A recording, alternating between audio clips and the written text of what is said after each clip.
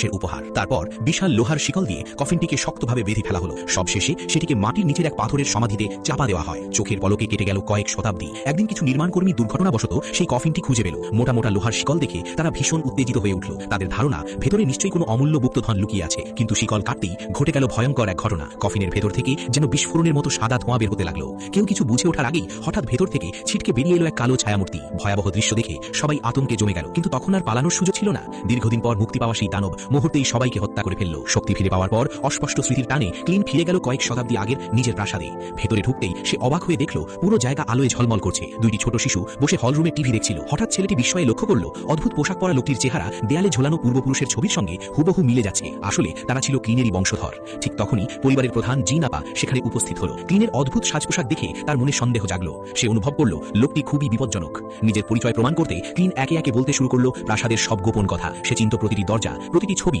এমনকি প্রতিটি কোণাও মনে হচ্ছিল এই দুর্গের প্রতিটি অংশ তার স্মৃতিতে খোদাই করা আছে। তবুও জিন আপা লোকটির কথা বিশ্বাস করল না। তার ধারণা এ শুধু টাকার লোভে আসা এক প্রতারক যে বানানো গল্প শুনিয়ে তাদের বিশ্বাস অর্জন করতে চাইছে। সে চুপি চুপি টেবিলের উপর থাকা ছুরিটা লুকিয়ে ফেলল। প্রয়োজনে যে কোনো মুহূর্তে আঘাত করার জন্য প্রস্তুত হয়ে রইল। কিন্তু ক্লিন যেন আগেই সব বুঝে ফেলেছিল। সে ধীরে ধীরে বলল, আমি এই বাড়ির প্রতিটি অংশ চিনি, কারণ এগুলোর প্রতিটা একসময় আমারই ছিল। কেটে গেলেও সে একটি গোপন যন্ত্র ঘোরাতেই খুলে গেল লুকানো এক দরজা। এটাই ছিল সেই ঘর যেখানে জিন আপা নিজের খেলনাগুলো লুকিয়ে রাখত। এই গোপন কথা তার স্বামী পর্যন্ত কখনো জানত না। দরজার সামনে দাঁড়িয়ে জিন আপা হতবাক হয়ে গেল।